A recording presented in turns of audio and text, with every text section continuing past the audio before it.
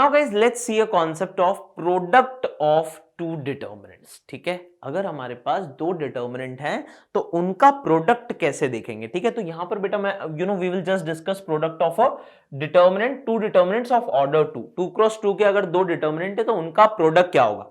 अब आप में से कुछ लोग सोच रहे होंगे सर दो डिटर्मिनेंट का प्रोडक्ट की क्या जरूरत है, हम इसे सेपरेटली कैलकुलेट करेंगे, इसे सेपरेटली करेंगे और दोनों को मल्टीप्लाई करके आंसर लिख देंगे। बिल्कुल सही, क्योंकि डिटर्मिनेंट तो क्या है, एक वैल्यू है ना। मल्टीप्लिकेशन में तो क्या होता था, ऑपरेशन जैसे हम मैट्रिक्स में फाइंड करते थे, तो मैट्रिक्स की कोई वैल्यू नहीं होती, it's just a representation, so there operations are important. But यहां दो डिटर्मिनेंट का मल्टीप्लिकेशन को हम तो सिंपली अलग अलग कैलकुलेट करते हैं वैल्यू और मल्टीप्लाई कर देते हैं, बिल्कुल कर सकते हैं। लेकिन गाइज मल्टीप्लिकेशन ऑफ डिटर्मिनेंट जो है इस पर बेस्ड कई बार हमें क्वेश्चन आ जाता है। ठीक है, तो इसीलिए इस कॉन्सेप्ट को हम लोग डिस्कस कर रहे हैं। तो मल्टीप्लिकेशन ऑफ टू डिटर्मिनेंट्स में सिंपली अगर आपके पास इस तरह से दो डिटर्मिनेंट है बेटा of order 2, okay, so one thing which you have to remember over here in, so in matrices the multiplication is possible only row by column, row by column multiplication होता है। डिटर्मिनेंट्स में guys we can multiply using any of the form, like you can do row by column, row by row, column by column or column by row, anything will give you the same answer.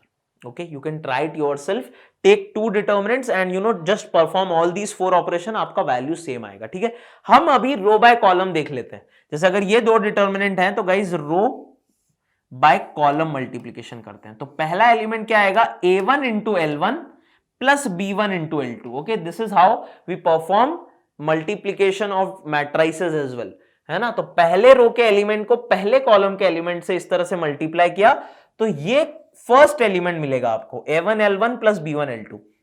ऐसे ही बेटा first row और second column को करेंगे तो क्या होगा, a1 M1 plus b1 M2, फिर second row first column a2 L1 plus b2 L2 and then a2 M1 plus b2 M2, ये आपका फोर्थ एलिमेंट है। So this is nothing but this is my multiplication of two determinants. और अब इसको find करने के बाद final determinant आप लिख सकते हैं। ठीक है, फाइनल डिटर्मिनेंट का आंसर आप लिख सकते हैं। बट आप सोच रहे होंगे sir why we are studying this, what is the importance of this, क्योंकि अगर फिर से हमें इतना मल्टीप्लाई करने के बाद भी डिटर्मिनेंट सॉल्व करना है तो हम डायरेक्टली, ये इजी डिटर्मिनेंट्स हैं, इनकी वैल्यू निकालते हैं और फिर मल्टीप्लाई कर देंगे। ठीक है, वो बिल्कुल सही है, लेकिन वैसा क्वेश्चन नहीं आएगा। क्वेश्चन में कई बार क्या होता है कि हमें ये डिटर्मिनेंट गिवन होता है, कौन सा, ये डिटर्मिनेंट, और इस डिटर्मिनेंट को guys as a product of two determinants आपको ब्रेक करना होता है। ठीक है, तो ये देख रहे हो कि अगर ऐसा बड़ा सा डिटर्मिनेंट आ गया तो उसे सॉल्व करना मुश्किल होगा, उसकी जगह अगर हम उसे इस फॉर्म में कन्वर्ट कर पाए तो फिर इन दोनों को अलग अलग सॉल्व कर सकते हैं, राइट। तो दैट्स वाई इसका रिवर्स हमारे लिए इंपॉर्टेंट है, इसलिए हम ये कॉन्सेप्ट पढ़ रहे हैं। ठीक है ना, तो कभी भी गाइज, अब कैसे करेंगे सर, हमें कैसे पता होगा, तो यार हमें ऐसे पता होगा कि आपको कभी भी एक लेंदी सा डिटर्मिनेंट गिवन है और उसमें आपको दिख रहा है कि along the row some terms are constant, like जैसे यहां दिख रहा है कि यहां भी L1 के साथ कुछ मल्टीप्लाइड है, यहां भी L1 के साथ कुछ मल्टीप्लाइड है, यहां भी L2 के साथ कुछ मल्टीप्लाइड है, यहां भी कुछ मल्टीप्लाइड है। Same thing here also with a common term M1 some things are multiplied and that thing is constant over here। ठीक है, तो आपको दिख रहा है कि कांस्टेंट टर्म्स के साथ कुछ कुछ कांस्टेंट टर्म्स, मतलब जो डिटर्मिनेंट है वो सिमेट्रिक टाइप का दिख रहा है, there is some symmetric terms, है ना। जैसे here along the column the terms are symmetric, here along the rows a1 a1 b1 b1 a2 a2 b2 b2 some terms are common and it's a very lengthy expression, then it should click in your mind कि अच्छा हम multiplication of determinant को use करके दो determinants की form में उसे break कर सकते हैं। जैसे कि गाइज एक क्वेश्चन हम लोग देखते हैं यहां पर, similarly two determinants of order 3 are multiplied, order 3 का अगर आया तो सेम तरीके से होगा, है ना। यहां पर आप एक और रो बढ़ जाएगा पर रो बाय कॉलम इस तरह से आप कर सकते हो। ठीक है, चलो we can also adopt the following procedures. तो मैंने अभी आपको बताया कि अभी हमने रो बाय कॉलम किया, लेकिन उसकी जगह पे आप कॉलम बाय कॉलम करो, कॉलम बाय रो करो, रो बाय रो करो। ठीक है, कोई भी ये चारों मल्टीप्लीकेशन आपको सेम आंसर देते हैं, है ना बेटा, ये चारों मल्टीप्लीकेशन आपको सेम आंसर देते हैं। ओके, चलिए अब गाइज इस पर बेस्ड एक क्वेश्चन करते हैं जो आपके IIT एडवांस में ही आया हुआ क्वेश्चन है, वो कुछ इस तरह से था, है ना। तो अब इस क्वेश्चन को अगर आप देखेंगे तो क्या बोला है, which of the following values of alpha satisfy this equation. तो इक्वेशन क्या है कि इस डिटर्मिनेंट का वैल्यू -648 अल्फा के इक्वल है। Guys it's a multiple choice question ना, more than one correct basically, okay, more than one correct, ठीक है। तो यार इस इक्वेशन को सॉल्व करना है, मतलब इस डिटर्मिनेंट को तो सॉल्व करना ही पड़ेगा, तभी तो इक्वल टू -648 अल्फा करके आंसर आएगा। अब इस डिटर्मिनेंट को कैसे सॉल्व करें देखो, तो आप में से कई लोगों को लग रहा होगा सर R1 - R2 या C1 - C2 करते हैं, है ना, तो ये A - B इंटू A+B हो जाएगा।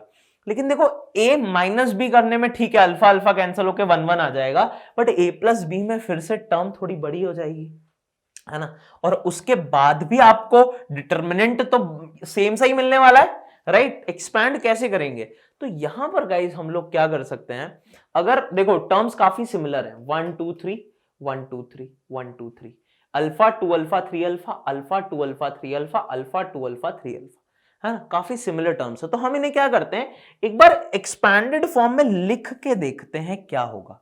जैसे यहां पर क्या आएगा बेटा, 1 + 2 अल्फा प्लस अल्फा स्क्वायर, यहां पर क्या आएगा 4 + 4 अल्फा प्लस अल्फा स्क्वायर, यहां पर क्या आएगा 9 + 6 alpha plus alpha square. Tell me yes और नो, क्या यही टर्म्स आने वाली है, a + b का whole square, a² + 2ab + b square. यहां पर क्या आएगा बेटा 1 + 4 अल्फा प्लस 4 अल्फा स्क्वायर,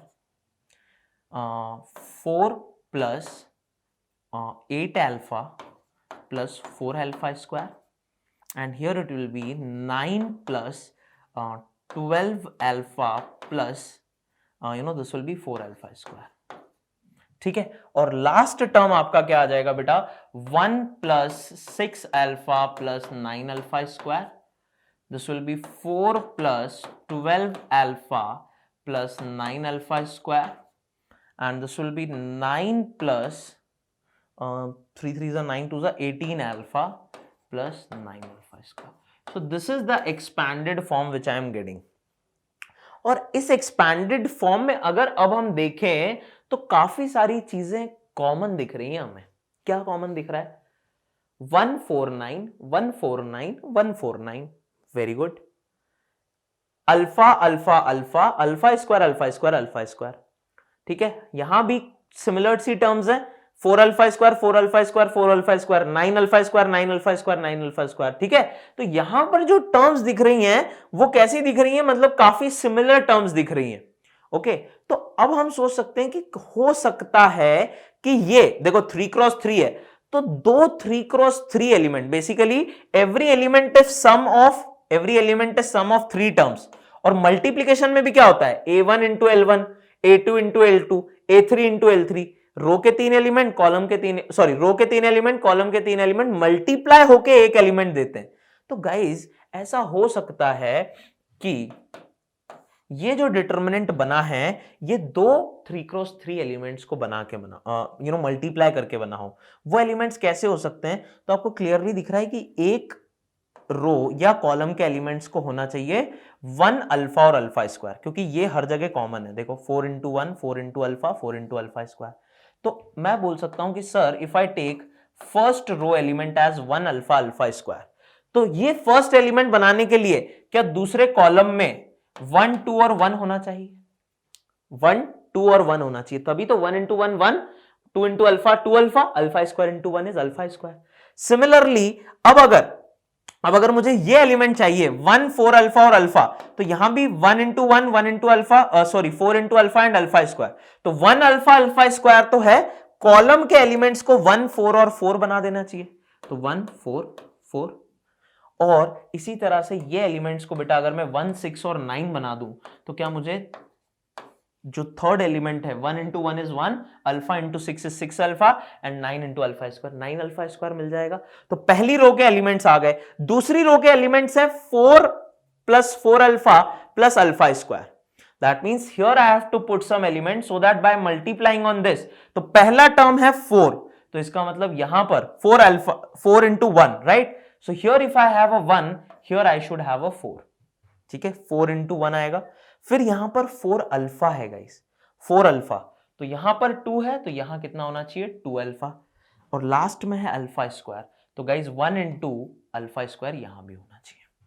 अब देखो आप, क्या सेकेंड टर्म इस रो और इस कॉलम को मल्टीप्लाई करके आ रहा है? 4 into 1 is 4, 4 into 2 alpha is 8 alpha, and 4 into alpha square is 4 alpha square. Yes, third term आ रहा है 4 into 4 is 4, 2 alpha into 6 12 alpha, and alpha square into 9 9 alpha square, बिल्कुल आ रहा है। और अब थर्ड रो डिसाइड करनी है आपको, तो यहां चाहिए 9 विच विल बी 9 into 1, तो यहां 1 है तो यहां 9 होना चाहिए, यहां 6 अल्फा है, so here if you have 2, here you should have a 3 alpha, and here if it is alpha square, obviously यहां 1 अल्फा स्क्वायर होना चाहिए क्योंकि यहां 1 है।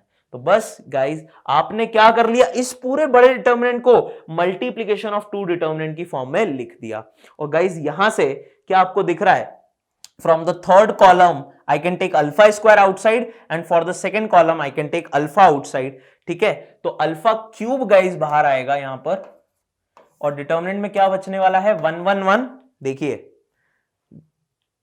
यहां पर क्या बचेगा 1 1 1, तो फर्स्ट एलिमेंट सॉरी 1 4 9 1 2 3 एंड 1 1 1, ठीक है, sorry, so it will be 1 4 9 1 4 9 1 2 3 1 1 1, this is the first determinant into the second determinant. क्या था बेटा, सेकंड डिटर्मिनेंट जरा देखेंगे हम लोग, सॉरी सेकेंड डिटर्मिनेंट क्या है यहां पर, सेकेंड डिटर्मिनेंट है आपके पास 1 1 1 2 4 6 एंड 1 4 9, ठीक है। तो 1 1 1 along the row, okay, 1 1 1 2 4 6 and 1 4 9, ये दो डिटर्मिनेंट्स आ गए। अब इन दोनों को कैलकुलेट कर लो, पर क्या गाइस आपको दिख रहा है इनके एलिमेंट्स काफी सेम हैं। जैसे यहां से मैं अगर 2 कॉमन निकाल लेता हूं, ठीक है, तो ये एलिमेंट्स क्या बन जाएंगे 1 2 एंड 3, यहां भी दिख रहा है आपको एक 1 2 3 है। तो मैं पहले क्या करता हूं, I will convert all the elements of row along column, ठीक है, और यहां से मैंने एक 2 बाहर भी निकाल लिया। तो गाइस डिटर्मिनेंट की वैल्यू सेम रहती है if you convert all the rose into columns, 2 को बाहर निकाला है, ये एलिमेंट तो 2 अल्फा क्यूब हो जाएगा ये। और यहां पर भी गाइस, यहां पर अब क्या करता हूं मैं, देखिए इन डिटर्मिनेंट्स को सेम कैसे बनाया जा सकता है। So if you interchange these 2 columns, तो गाइस क्या ये दोनों सेम हो गए, लेकिन इंटरचेंज किया है कॉलम को, तो माइनस साइन बाहर आ जाएगा, राइट, माइनस साइन बाहर आएगा। और गाइस क्या ये इक्वेशन में -648 अल्फा के इक्वल थे, तो माइनस माइनस तो प्लस हो गया यहां पर, तो this determinant into this determinant, अब इसकी वैल्यू एक बार निकाल लो और मल्टीप्लाई कर लेंगे। तो गाइस यार इसको तो डायरेक्टली सॉल्व कर लेता हूं मैं, you know this determinant value I am solving over here, let me use a different pen. तो क्या हो जाएगा 1 into 18 minus 12 6 minus 1 into 9 minus 4 that is 5 plus 1 into this row this column gone 3 minus 2 that is 1। तो बेटा 6 plus 1 7 minus 5 ये आ रहा है 2, ठीक है। तो 2 into 2 into 2 ये हो जाएगा 8 अल्फा क्यूब, माइनस माइनस तो गॉन हो गया था, 648 अल्फा, अल्फा से एक अल्फा हटा दो, 0 तो देखो ऑप्शन में नहीं गिवन है, और 8 से इसे हटाएंगे तो कितना हो जाएगा यार 81। तो अल्फा स्क्वायर 81 है, इसका मतलब सर अल्फा जो होगा वो प्लस माइनस 9 के इक्वल हो जाएगा, ठीक है, प्लस माइनस 9 के इक्वल बेटा आपका आंसर आ जाएगा, जो कि क्या था ऑप्शन देख लें अपन, हाँ बी और सी, बी और सी आपका करेक्ट आंसर है। मोर देन वन चॉइस क्वेश्चन था ये, आईआईटी जेईई एडवांस में ये क्वेश्चन आया हुआ है, 4 मार्क का, मोर देन वन करेक्ट। तो हमने क्या किया, इसे जस्ट एक्सपैंड किया और फिर देखा कैसे पता चलेगा आपको कि ये मल्टीप्लिकेशन ऑफ 2 डिटर्मिनेंट है। तो पहली बात तो टर्म्स बहुत बड़े बड़े हो और सिमिलर टर्म हो, तो हमें दिख रहा था कि 1 अल्फा अल्फा स्क्वायर हर टर्म में आ रहा है, ठीक है। फिर ये जो कोफिशिएंट्स थे, है ना, 1 2 1, ठीक है, यहां 1 4 4 1 6 9, तो सिमिलर टाइप के कोफिशिएंट्स भी आ रहे हैं ना हमारे पास, ठीक है। 9 देखो 9 यहां पर हर जगह दिख रहा है, 4 यहां पर हर जगह दिख रहा है, 1 यहां पर हर जगह दिख रहा है, ठीक है। तो हमने रो बाय कॉलम से पहला एलिमेंट लिखा और उसके बाद गाइस ऑटोमेटिकली बहुत इजीली आपका डिटर्मिनेंट सॉल्व हो गया, ठीक है। मल्टीप्लिकेशन ऑफ 2 डिटर्मिनेंट में आने के बाद फिर तो यार बहुत बेसिक बेसिक प्रॉपर्टी है, यहां से अल्फा और अल्फा स्क्वायर कॉमन निकाल के अल्फा क्यूब ले लिया, फिर यहां से 2 बाहर निकाला और सारे रो के एलिमेंट्स को कॉलम के अलोंग कर दिया, तो डिटर्मिनेंट की वैल्यू सेम रहेगी। और इन दोनों को सेम बनाने के लिए C2 और C3 को इंटरचेंज किया था, तो एक माइनस साइन बाहर आया था जो इस माइनस साइन से कैंसिल हो गया। इसकी वैल्यू 2 आई थी, तो 2 इंटू 2 ये 4 into 2 8 alpha cube equal to 648 alpha. Alpha से अल्फा गया, 8 से 648 81 टाइम्स गया, तो alpha square is 81 which will give you alpha as plus minus 9। Okay